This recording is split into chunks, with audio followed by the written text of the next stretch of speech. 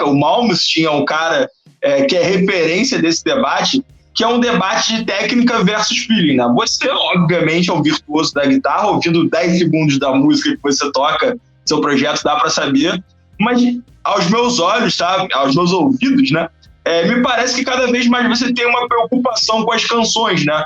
Músicas que são cantadas, refrão, e até os seus solos, por mais, né, que você tenha muito a questão do shred, existe uma dinâmica interessante, né? Como é que você enxerga essa coisa desse trabalho de fazer música técnica, fazer música virtuosa, mas que nos ouvidos de uma pessoa que não necessariamente é um estudante de guitarra ou guitarrista, também a pessoa possa assimilar?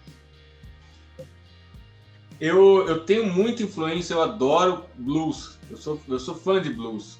Eu tenho muita influência de blues, eu já tive um tributo ao Steve Ray Vaughan, onde eu tocava e cantava.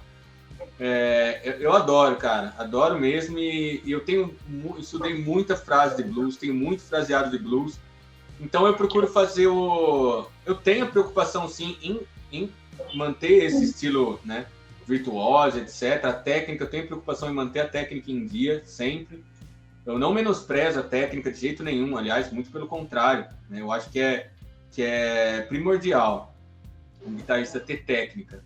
Porque se não tiver técnica, ele também não consegue passar o feeling. Técnica que eu falo não é só paletar rápido e tal. É você ter uma boa expressão na guitarra. Ter um bom vibrato, tocar as notas sem falhar. Eu sempre falo isso. Que feeling tem num solo todo mastigado, uma nota errada, uma paletada que falha? Não tem feeling, cara. Não tem feeling nenhum, né? Feeling tá numa nota bem tocada, que soa bem, com uma dinâmica legal. Tudo isso faz parte da técnica. Você precisa ter isso para passar o seu feeling. Senão, não adianta. Você pode ter a melhor das ideias, o melhor na sua cabeça, o melhor solo. Se você não consegue passar para a guitarra, não adianta nada. Então eu não considero técnica versus feeling. Eu acho que a técnica você tem que ter é a mesma coisa técnica vocal. Mesma coisa técnica vocal. Se o vocalista ele não tem técnica, a voz dele vai cansar, vai acabar. E ele pode ter na cabeça dele as mais lindas melodias, mas ele não vai conseguir cantar. É a mesma coisa a guitarra. Então eu não vejo isso, técnica versus feeling. A questão de me preocupar com a composição, mais com a melodia vocal e tal, é porque nas minhas músicas eu sempre procuro deixar bem marcado verso, parte vocal, né? Verso, ponte e refrão. Eu acho que a música tem que ter isso. Tem que estar bem nítido, tem que ter um refrão cativante, tem que ter uma ponte que chame o refrão. Isso sim é uma preocupação minha na composição, né? E claro, depois do meu segundo disco, quando eu comentei ali que a gente foi chamado para fazer a abertura do Edu Falaschi e tal, eu comecei a encarar mais como uma banda. Então, quando você encara como uma banda, você não pode pensar só no público guitarrista. Você tem que pensar em todos, né?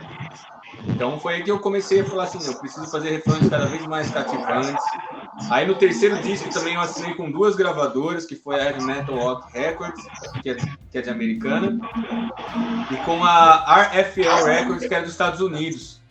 Então já comecei a encarar mais pelo lado comercial, né?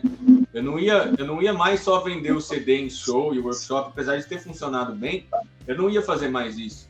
Então tinha aquele cara que ia ver o CD lá, eu comecei a me preocupar mais na capa, tanto o Rebellion quanto o Royal Art já não é mais minha foto na capa, os 2 primeiros eram, porque era aquele esquema de música para fazer workshop, os 2 primeiros, né? E já a partir do terceiro, não. Perfeito. Novamente, aqui para a galera que está conhecendo o trabalho do Kiko, agora eu vou ter que citar a You Can No More, porque realmente ela tem esse trabalho.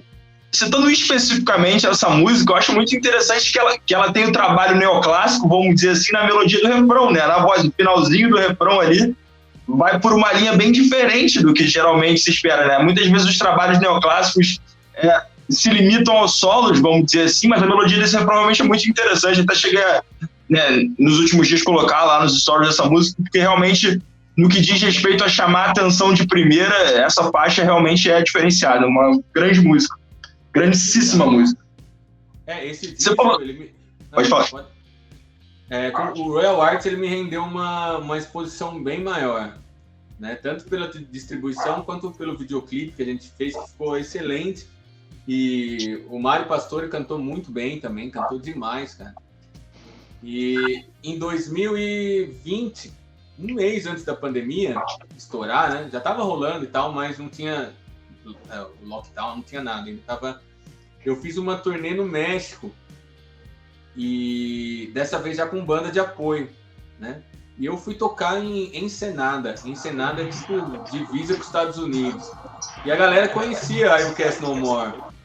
Então foi aí que eu falei, pô, e eram uns caras tipo, uns caras bem metal, assim, bizu bem metal. Então eu falei, pô, é isso aí, eu tenho que seguir essa linha no Rebellion, tenho que fazer mais músicas cantadas para atingir ainda um maior número de pessoas.